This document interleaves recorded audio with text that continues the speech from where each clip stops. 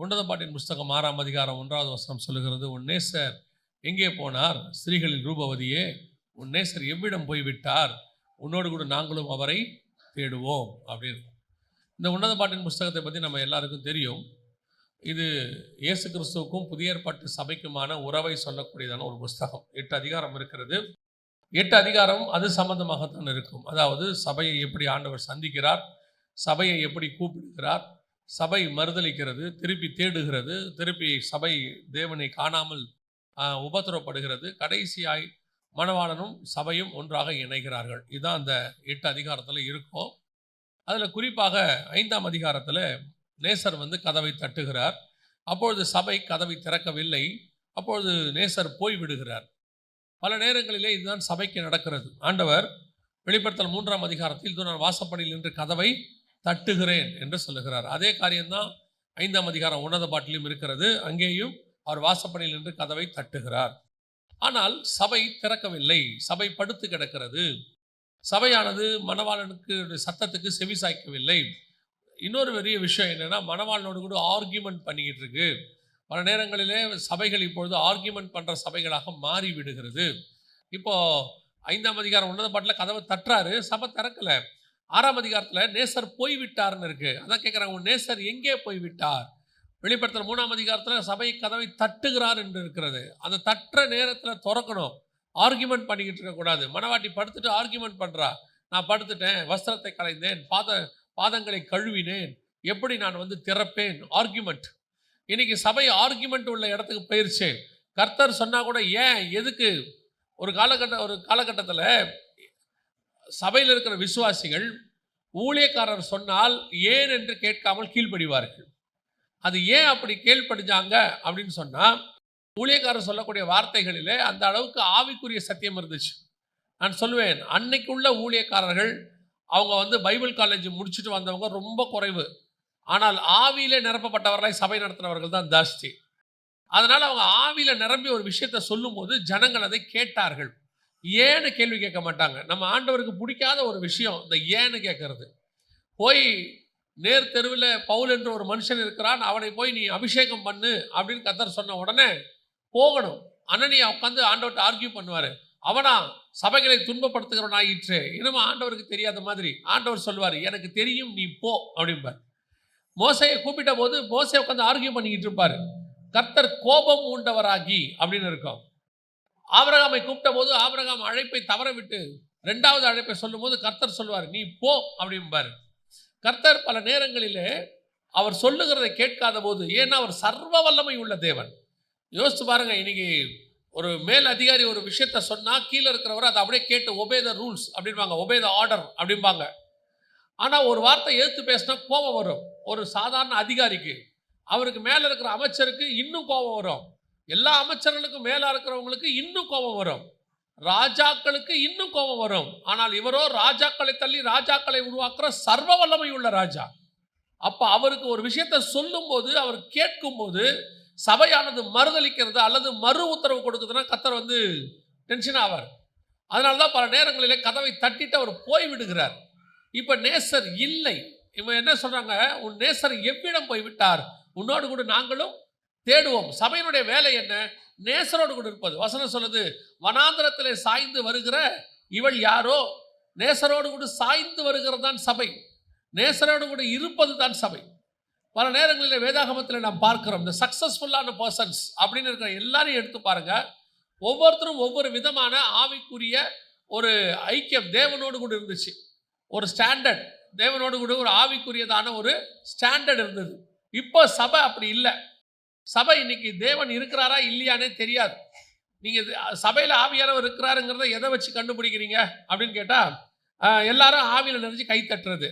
ஆவியில் நிறைஞ்சு கை தட்டுறது ஆவியானவர் இருக்கிறதுக்கு அடையாளம்னா, அந்த ட்ரம்மோ இல்லை மியூசிக்கோ நிறுத்தின உடனே நின்று போகுது தானே. வேகமாக அடித்தா தான் உள்ளே வருதுன்னா அது என்ன ஆவி? 120 பேர் மேல் வீட்டு அறையில் கூடி இருக்கும்போது அவர்கள் ஒருமனப்பட்டு தேவ சமூகத்தில் ஓரிடத்தில் கூடி வந்திருந்தார்கள். பெந்தகோஸ்தே நாள் வந்தபோது அங்கே ட்ரம் அடித்தாங்க, அதை அடித்தாங்க, இதை அடித்தாங்க, எதுவுமே இல்லை. ஒருமனப்பட்டு ஜெபம் பண்ணாங்க. ஆவியானவர் அக்கினிமயமாக இறங்கினார். அப்போ நம்ம ஆவியின் நிறைவு என்பதை எதை சொல்கிறோம்? சரி, அந்நிய பாஷை ஆவியின் நிறைவா அப்படின்னா, அது ஆரம்பத்தில் பரிசுத்த ஆவியை நீங்கள் பெற்றுக்கொண்ட போது, அந்நிய பாஷை பேசின போது அது ஆவியின் நிறைவில் தான் இருந்துச்சு. ஒரு பீரியடுக்கு அப்புறம் அது உங்களுக்கு ப்ராக்டிஸாக போச்சு. இது எப்படி ஆவியின் நிறைவாய் மாறும்? இன்று ஆவியின் நிறைவு அல்ல. அப்போ ஆவியின் நிறைவு என்பது என்ன, அல்லது தேவனோடு கூட இருப்பது என்ன அப்படின்னா, நாம் தேவனோடு கூட எந்த அளவுக்கு ஐக்கியமாக இருக்கிறோங்கிறது தான் முக்கியம். பல நேரத்தில் ஆண்டவர் சொல்றார் வேதத்தில், அவர்களோ வாயினால் என்னை கனம் பண்ணுகிறார்கள், இருதயமோ எனக்கு தூரமாக இருக்கிறது, ரொம்ப தூரத்தில் இருக்கிறார் அப்படின்னு சொல்றார். there is a distance between God and us. நமக்கும் தேவனுக்கும் என்ன இருக்குது? பெரிய டிஸ்டன்ஸ், ஒரு பெரிய கேப் இருக்குது. இந்த ஆபிரகாம் சொல்வார்ல ஐஸ்வர்யனை பார்த்து, நான் உங்ககிட்ட வந்து தண்ணி கொடுக்கணும்னு நினச்சா கூட எனக்கு உனக்கு நடுவில் என்ன இருக்குது? ஒரு பெரிய பிளவு இருக்குது. ஆண்டவருக்கும் அப்படித்தான். நமக்கு ஆசீர்வதிக்கணும்னு நினச்சா கூட நமக்கும் ஆண்டவருக்கு என்ன இருக்குது? ஒரு டிஸ்டன்ஸ் மெயின்டைன் பண்ணுறோம். எவ்வளவுக்கு எவ்வளவு தேவனோடு கூட நெருங்குகிறீர்களோ அவ்வளவுக்கு அவ்வளவு நீங்கள் தேவனோடு கூட ஐக்கியப்பட்டு பெரிய காரியங்களை செய்ய முடியும். வேதத்தில் ஒரு சிலர் தேவனோடு கூட ஒரு டிஸ்டன்ஸ் மெயின்டைன் பண்ணுவாங்க. உங்களுக்கு தெரியும் நினைக்கிறேன், நமக்கு தெரிஞ்ச எல்லாருக்கும் தெரிஞ்ச வசனம் தான். வாசிங்க, சங்கீதங்களின் புஸ்தகம் 16ஆம் அதிகாரம் 8வது வசனத்தை வாசி. கர்த்தரை எப்பொழுதும் எனக்கு முன்பாக வைத்திருக்கிறேன், அவர் என் வலது பாரிசத்தில் இருக்கிறபடியால் நான் அசைக்கப்படுவதில்லை. இந்த வசனம் சங்கீதக்காரன், அதாவது தாவீது சொல்றாரு, கர்த்தரை நான் எப்பொழுதும் எனக்கு முன்பாக வைத்திருக்கிறேன். இது ஒரு ஆவிக்குரிய ஸ்டாண்டர்ட். எப்பொழுதும் கர்த்தர் எனக்கு முன்பாக இருக்கிறார். கர்த்தர் எனக்கு முன்பாக இருக்கிறாருங்கிறது இப்போ நம்ம பார்க்க போறதுல ஒரு ஆவிக்குரிய ஸ்டாண்டர்ட்ல ஒரு 3வது இடம், 4வது இடம். இதை விட மேலே நிறைய இடம் இருக்குது. ஆனால் இந்த இடமே நமக்கு ரொம்ப பெருசு. கர்த்தரை எப்பொழுதும் எனக்கு முன்பாக வைத்திருக்கிறேன் அப்படிங்கிறது கொஞ்சம் நீங்கள் யோசிச்சு பாருங்க. சாதாரணமாகவே கர்த்தரை எப்பொழுதும் உங்களுக்கு முன்பாக வைத்திருக்கிறீர்களா? கர்த்தரை எப்பொழுதும் உங்களுக்கு முன்பாக இருக்கிறாரா? நம்மளை பொறுத்தவரைக்கும் கர்த்தர் எப்பொழுதும் நமக்கு முன்பாக இருக்கிறார். நாம் போய் முழங்கால் படியிடும் போது கர்த்தர் நமக்கு முன்பாக இருக்கிறார். நம்ம என்ன சொல்கிறோம்? ஜெபம் பண்ணும்போது கண்ணை மூடின ஒரு ஒளி வந்துச்சு, ஆண்டவர் வந்தார். சில நேரத்தில் என்ன சொல்கிறோம்? நான் ஆலயத்துக்கு போனேன், அங்கே ஆவியில் நிரம்பும் போது தேவன் எனக்கு முன்பாக வந்தார். கர்த்தர் வந்தாருங்கிறது நமக்கு என்னைக்கோ நடக்கிற ஒரு சம்பவம். ஆனால் கர்த்தரை எப்பொழுதும் எனக்கு முன்பாக வைத்திருக்கிறேன், அது முடியுமா? இன்னைக்கு ப்ராக்டிக்கலாக கேட்டு பாருங்க. நான் சொல்றது உலக பிரகாரமாக ஒரு ப்ராக்டிக்கலாக கேட்டு பாருங்க. கர்த்தரை எப்பொழுதும் உங்களுக்கு முன்பாக வச்சிருக்க முடியுமா அப்படின்னு கேட்டால் நம்ம சொல்கிற மிக முக்கியமான விஷயம், இன்னைக்கு இருக்கிற பிஸியான வாழ்க்கையில் எப்படிங்க முடியும்? அப்போது வீட்டில் வேலை பார்த்துட்டு ஊழியத்தை செய்வது என்பது மிகவும் கஷ்டமான ஒரு காரியம்தான், அதில் மாற்று கருத்துமே இல்லை. இன்னைக்கு வீட்டு வேலை செய்யறதே எல்லாருக்கும் கஷ்டமாக இருக்குன்றாங்க, இதில் ஊழியமும் செய்யணும், இன்னும் கஷ்டம். அப்படி இருக்கும்போது சங்கீதக்காரர் சொல்றான், கர்த்தரை நான் எப்பொழுதும் எனக்கு முன்பாக வைத்திருக்கிறேன். ஏன் நம்ம இன்னைக்கு இருக்கிற சூழ்நிலையில் நம்ம என்ன சொல்றோம்? ரொம்ப பிஸி, வேலை ரொம்ப டைட்டு, நோ சான்ஸ் அப்படின்னு சொல்றோம். ஆனால் ஒரு பக்கம் யோசிச்சு பாருங்க, தாவீதுக்கு என்பது ஒரு ராஜாவாக இருக்கிறார். தாவீது ராஜாவாக இருக்கிறார். அவர் ஒன்றும் சும்மா இருந்திருக்கவே முடியாது. ஒரு யுத்தம் எப்போ பார்த்தாலும் சண்டை போட்டுட்டே இருக்கிற, அவர் தான் போய் போடணும் சண்டை. யோவாபும் அவரும் தான் போகணும். இந்த காலத்து மாதிரி இராணுவம் தனியாக சண்டை போடும், ராஜா தனியாக ஊரில் இருப்பாரெல்லாம் கிடையாது. அப்போல்லாம் அப்படி கிடையாது. போய் சண்டை ராஜா போடும். யோவாபு சொல்லி அனுப்புறாரு, தண்ணீர் உள்ள பட்டணங்களை நான் பிடித்தேன், என் பேர் விளங்காதபடிக்கு நீர் பட்டணங்களை பிடியும். உடனே இவர் புறப்பட்டு போறாரு, போய் சண்டை போடுறாரு. அம்மோன் புத்திரரோட போய் சீயோன் கோட்டையை பிடிக்கிறாரு. சண்டை போட்டுக்கிட்டே இருக்கிறார். ஆண்டவர் சொல்றாரு, நீ யுத்த பிரியனுங்கிறாரு, உன் கை ரத்தத்தால் இருக்குதுங்கிறாரு. அவ்வளோ சண்டை போடுறாரு தாவீது. இது பத்தாததுக்கு ஒரு நாட்டை நிர்வகிக்கணும். வெறும் சண்டை போட்டால் பத்தாது, ஒரு நாட்டுக்கு தேவையான எல்லாத்தையும் அவர் என்ன செய்யணும். இதுக்கு நடுவில் தான் தாவீது சொல்றாரு, கர்த்தரை நான் எப்பொழுதும் எனக்கு முன்பாக வைத்திருக்கிறேன். அப்படின்னா எவ்வளவுதான் இருந்தாலும் கர்த்தரை தனக்கு முன்பாக வைக்கக்கூடிய ஒரு சுபாவம் யாருக்கு இருந்தது? சரி, கர்த்தரை முன்பாக வைத்தல்னா என்ன? அவரை முன்பாக வைக்கிறதுனா என்னன்னா, அதுக்கு ஒரு சூட்சமம் இருக்கு. கர்த்தரை எப்பொழுதும் எனக்கு முன்பாக வச்சுக்கொள்வதுக்கு ஒரு சூட்சமம் இருக்கு. நம்ம எல்லாருக்கும் தெரிஞ்ச ஒரு சம்பவம் தான், பைபிளில் உள்ள ஒரு தெரிஞ்ச ஒரு சம்பவம். ஆதியாகமத்தின் புஸ்தகத்தில் யாக்கோபு தேவனை பார்த்து ஆசீர்வதிக்கும்படி ஒரு காரியத்தை சொல்றார். சொல்லும்பொழுது நல்லா கவனிச்சு பாருங்க. ஆண்டவர் யாக்கோபை பார்த்து ஒரு வார்த்தை சொல்வாரு. 32ஆம் அதிகாரம் 24 வாசிங்க. 24 யாக்கோபு பிந்தி தனித்திருந்தான். அப்பொழுது ஒரு புருஷன் பொழுது விடியும் அளவும் அவனுடனே போராடி அவனை மேற்கொள்ளாததை கண்டு அவனுடைய தொடை சந்தை தொட்டார். அதனால் அவருடனே போராடுகையில் யாக்கோபின் தொடை சந்து சுளுக்கிற்று. அவர், நான் போகட்டும், பொழுது விடுகிறது என்றார். அதற்கு அவன், நீர் என்னை ஆசீர்வதித்தால் ஒழிய உம்மை போக விடேன் என்றான். பின்னாடி அவன் சொல்றான், நான் கர்த்தரை கண்டேன்னு சொல்றான் 30ஆம் வசனத்துல. அப்போது யாக்கோபு, நான் தேவனை முகமுகமாய் கண்டேன், உயிர் தப்பி பிழைத்தேன் என்று சொல்லி. அப்ப வந்தது யார் தான்? தேவன் தான் வந்திருக்கிறார். ஆனால் ராத்திரியிலிருந்து மறுநாள் காலையில விடியற மட்டும் யாக்கோபு தேவனை தனக்கு முன்பாக உட்கார வச்சுட்டான். என்ன பண்ணிட்டான்? உட்கார வச்சுட்டான். ஆனால் கர்த்தர் சொல்ற வார்த்தை என்ன? விடு, நான் போகட்டும் அப்படிங்கிறார்.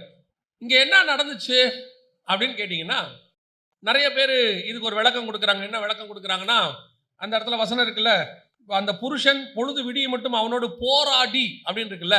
அப்ப என்ன நடந்திருக்குன்னா, அவர் போக ட்ரை பண்றாரா, யாக்கோபு கட்டி பிடிச்சிக்கிட்டு புரண்டு விட மாட்டேன் அப்படின்னு சொல்லி 2 பேருக்கு நடுவில் பெரிய சண்டையே நடந்திருக்குதாமா.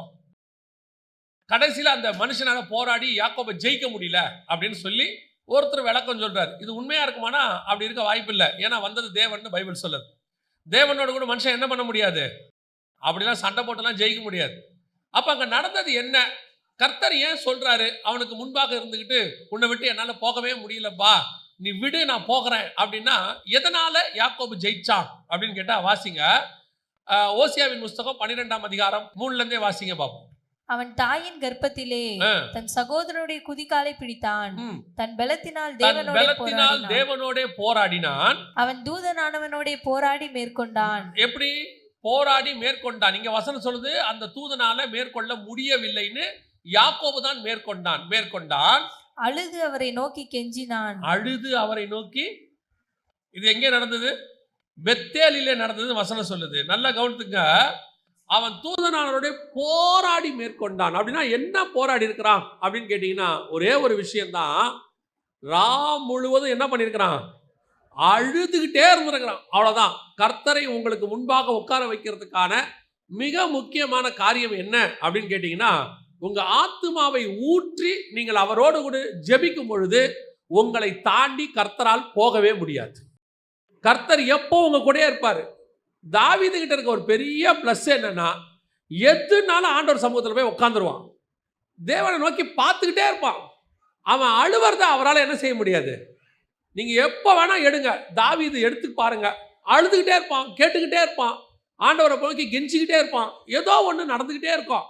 அப்சலோம் துரத்தினாலும் அங்கே போயிடுவான், சவுல் துரத்தினாலும் போயிடுவான், எது பண்ணாலும் தேவன்கிட்ட போயிடுவான். எல்லாரும் வந்து எல்லாத்தையும் தூக்கிட்டு போயிடுவாங்க. இவனுடைய மனைவி, பிள்ளைகள், பொருட்கள் எல்லாம் தூக்கிட்டு போயிடுவாங்க.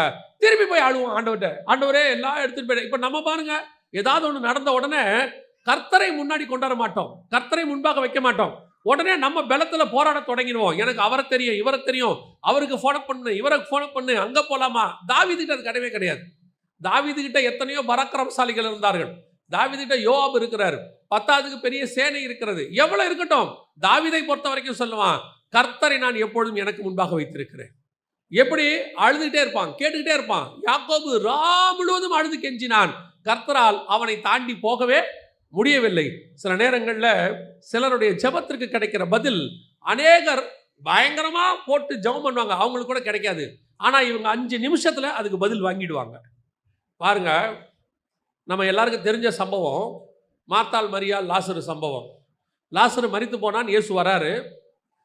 மார்த்தாள் வந்து பேசுறாங்க இயேசு கிட்ட, நீர் இருந்திருப்பீரானால் என் சகோதரன் மரித்திருக்க மாட்டான் அப்படின்னு சொல்றாரு. உடனே இயேசு சொல்றாரு, அவன் நித்திய ஜீவனை பெற்றுக்கொள்வான், கடைசி நாளில் எழுந்திருப்பான். உடனே அந்த மாதிரி சொல்றது, எனக்கு தெரியும் அவன் கடைசி நாட்களில் எழுந்திருப்பான். ஏன் சொல்றார், நீ விசுவாசித்தால் தேவனுடைய மகிமையை காண்பாய். எல்லாம் ஓகே தான். ஆனால் லாசரு இன்னும் உயிரோடு கூட எழுந்திருக்கல. இயேசு வந்தது லாசரு உயிரோடு கூட எழுப்புறதுக்கு, ஆனால் எழுப்பல. இப்போ இயேசு போய் மரியாதை கூட்டிட்டு வர சொல்றாரு. மார்த்தாள் போய் மரியாதை கூட்டிட்டு வராங்க. வந்த உடனே மரியாளும் அதே வார்த்தை, சேம் வேர்ட், அதில் எந்த மாற்று கருத்தும் இல்லை.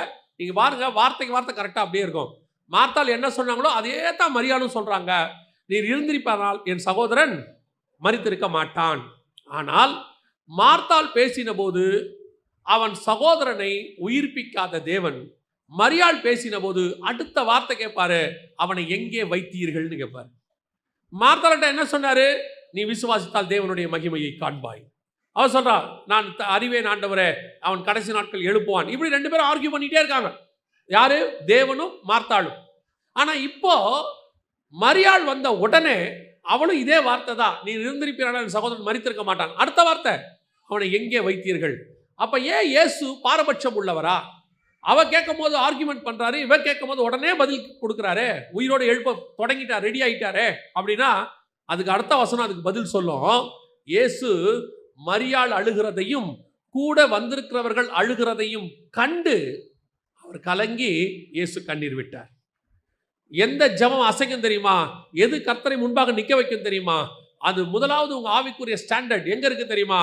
நீங்கள் எந்த அளவுக்கு உங்கள் ஆத்மாவில, அதான் பைபிள் சொல்லும், முழு இருதயத்தோடும் முழு ஆத்மாவோடும் முழு பலத்தோடும் உங்கள் இருதயம் அங்கே இருக்க வேண்டும். அப்போதுதான் கர்த்தரை என்ன செய்ய முடியும்? அந்த இடத்துக்கு கொண்டு வந்து நிற்க வைக்க முடியும். உங்கள் ஜெபத்துக்கு பதிலை வாங்க முடியும். உங்கள் கண்ணீரை தாண்டி கர்த்தரால் போகவே முடியாது. ஆண்டவர் தெளிவாக சொல்லிட்டாரு, நீ விடு, நான் போறேன். ஏன் போங்க? ஏன் யாக்கோபு கிட்ட பேசிக்கிட்டு இருக்கிறீங்க? போக வேண்டியதானே கிளம்பி. யாக்கோபு என்ன அவ்வளோ பெரிய ஆளா? அப்படியே தடுத்து நிறுத்து 2 கையை வச்சுக்கிட்டவன யாக்கோபு என்னமோ 7 அடி மாதிரியும், ஆண்டவர் என்னமோ 4 அடி மாதிரியும். யாக்கோபு கையை நீட்டவன போக முடியல, யாக்கோபு வழி விடுன்னு கெஞ்சரா மாதிரியில் இருக்கு. இல்லை, யாக்கோபு எவ்வளோ உயரமா சண்டைக்கு வந்தாலும் கர்த்தரை அடிச்சு தூள் கிளப்பிட்டு போயிடுவாரு, ஊதிட்டு போயிடுவாரு. ஆனா இப்ப யாக்கோபு யூஸ் பண்ற ஆயுதம் என்ன தெரியுமா? ரா முழுவதும் அழுது கெஞ்சினான், போராடினான். அதுதான் கர்த்தரை அவனை முன்பாக விட்டு எங்கேயும் போக விடாம பண்ணிருச்சு.